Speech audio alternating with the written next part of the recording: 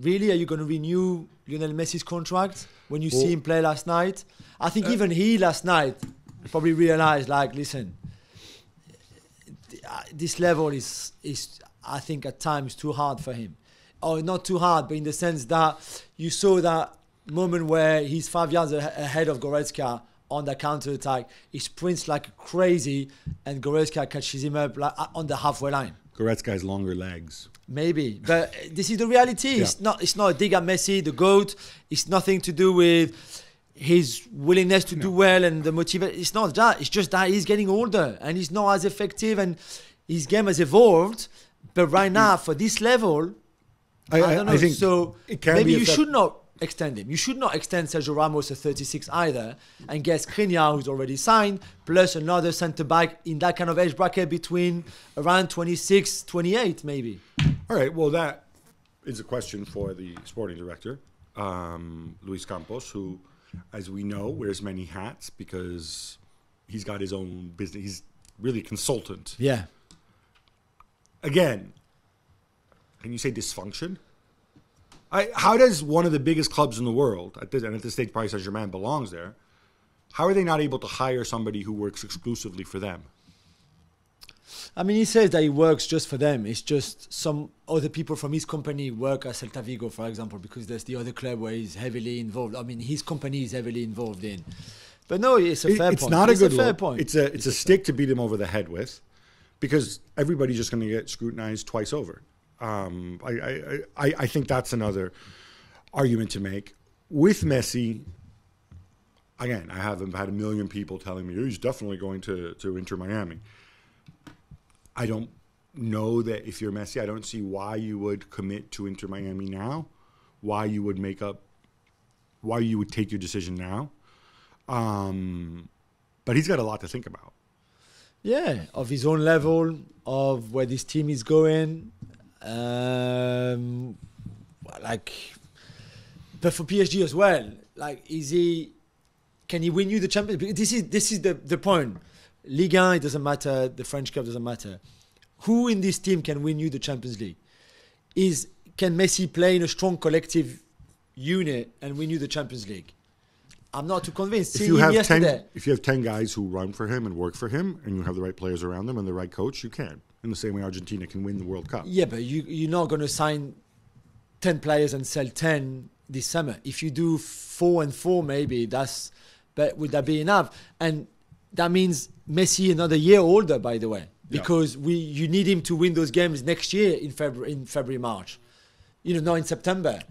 So I don't know. Is Neymar the guy to win you the Champions League at 31 with a dodgy ankle? Well, it's more than dodgy. Neymar, you're stuck with because he has a contract. Yeah. Right. They're going to try to sell him again this summer, but who would take him now? I think with Neymar, you're talking about, unless he goes to the Gulf and teams up with Cristiano or something, I think maybe they'll be working on that. I don't know. Yeah. Maybe I don't even know if he would want to do that. Well, why? Neymar's got enough money. Neymar strikes me as somebody who's actually not super motivated by money. No, maybe not. Relative to others. Some people, as we know, there's some professional athletes, right? They're competitors, and your salary is a way of keeping score. I don't know Neymar, but I know people have been around him and people have worked with him. And obviously there's questions, his dad and whatever. But him personally, I don't think that's the main driving force for him. No. So maybe if he found a project that would work for him, and he'd be happy, maybe he would take a pay cut. But what's for sure is that at the level I saw in the first leg and in the second leg against Bayern, and again, this is not an outstanding Bayern team. There are better teams than Bayern right now in this competition still left. Them three, Neymar, Mbappe and Messi, cannot play well together. It's not possible, and help the team. The team will be unbalanced. The team will have more flaws than actually qualities with that front three. So you keep two if you want, but I don't think the three will make you win the Champions League next season. I really believe that. On the side, we talked about distractions. We've talked about these big players. We haven't even mentioned, but because I want to get to Bayern too. Yeah, of course, we should. You've got the man running the club who is being investigated for torture and kidnapping, and you have the right back, who I think is one of the top 3 in the world, Ashraf Hakimi, who's being investigated for sexual assault. Yeah. These are things that don't help. No, that's for sure. They don't help. You also have, obviously, the Manchester United sale and Qatar's involvement, and it's different than QSI, but maybe not so different. It's still Qatar. All of that, which I don't think help either. Yeah. And we have the lease of the Parc des Princes, right? Which we've told you about. That it's pretty bad. Oh man! All right, let's talk about. Final point on this. I called it the Ogden Plan before. I'm sure that's what most people in France call it. This idea that you touched upon. Hey, what if we go and we pick up people like Tchouaméni before they go to Real Madrid?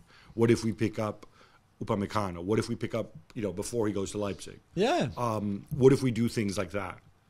But then you need to allow the time to grow. When Tchouaméni leaves Bordeaux to go to Monaco, he leaves in January.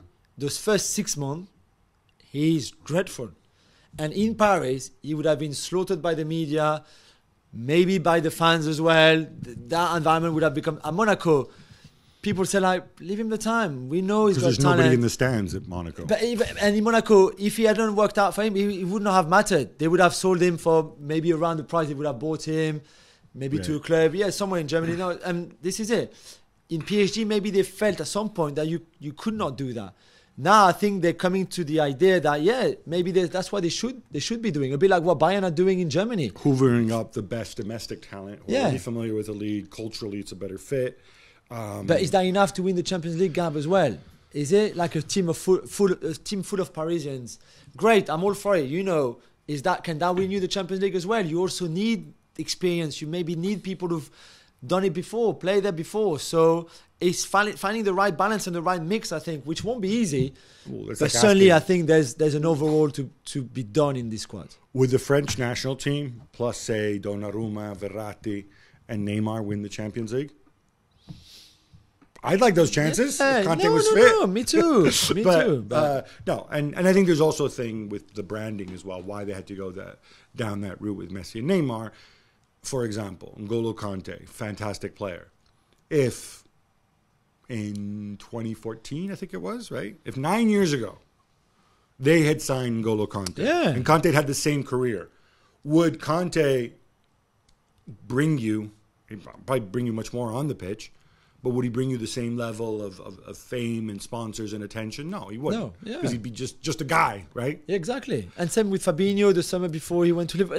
I've got a long list of the signing that they could have made or should have made that would have made a difference on the pitch, but certainly not off the pitch in terms of marketing-wise what they wanted to do with that club. So it was just the path that they chose.